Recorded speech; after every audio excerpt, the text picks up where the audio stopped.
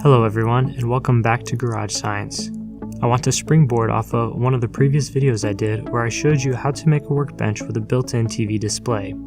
This time I'm going to make a similar workbench without the display so I can have a more rugged surface to work on. This project took about half a day from start to finish, including time spent filming, and the cost was just under $100. I purchased 10 8-foot 2x4s, 2 4x8 sheets of half-inch particle board, 70 size 5/16 2.5 inch long lag screws with washers, and about 40 to 50 exterior wood screws. This workbench is 74 inches by 35 inches and is 42.5 inches tall. You can adjust the size of this workbench as necessary for your own purposes. I chose the size I did so that it would fit snugly in my workshop area. I started with the following cut list: 4 71-inch long 2x4s, 4 41.5 inch long 2x4s, 4 35-inch long 2x4s, 4 32-inch long 2x4s, and the top of the workbench was cut from particle board and was cut to 74 inches by 35 inches.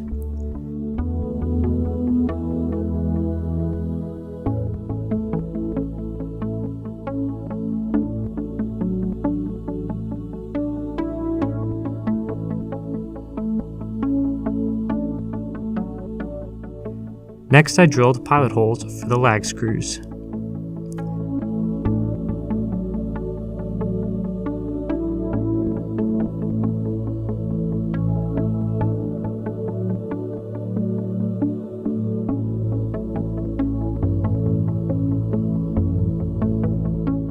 With all the pieces prepared, it was time to start with the assembly.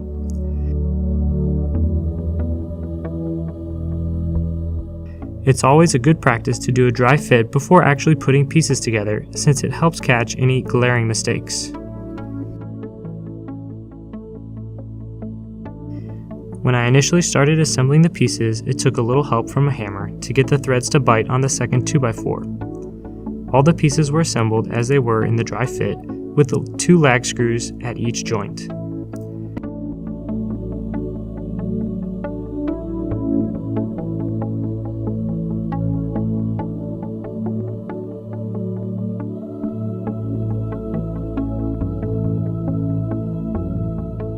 Next, I attached the legs. I used 4 lag screws to do this, and with the help of a clamp and a carpenter's square, I got each of the legs attached. I also used a scrap piece of half-inch particle board as a spacer under the leg. I only did 3 legs before flipping the table over.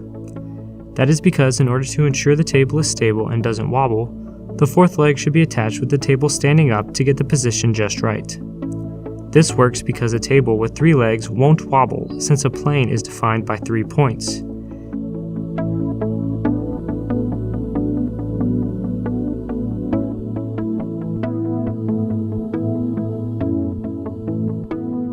Adding the 4th leg with the help of a level and square ensures the table won't wobble. This is the reason for the half-inch spacer used on the other 3 legs, so there would be some adjustment room for the 4th leg.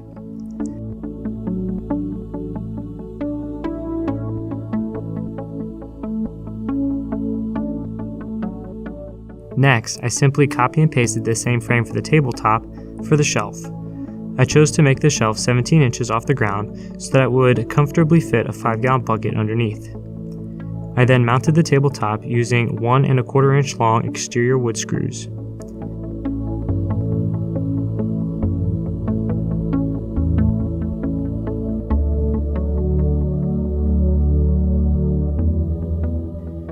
I placed them about 6 inches apart around the perimeter of the table. When I made the shelf, I used some scrap pieces of particle board from my last project and made the shelf from 2 separate pieces. I cut the notches in the corners for the legs and placed them on the shelf frame. And just like the tabletop, I used exterior wood screws to attach the shelf to the frame.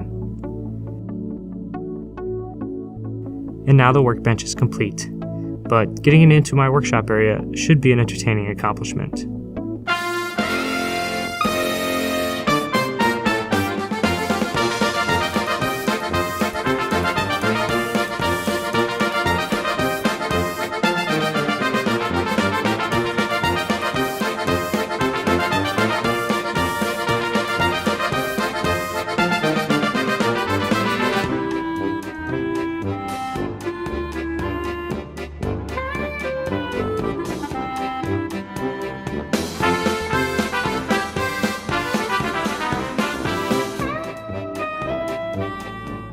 Remember to hit the like button if you enjoyed this video.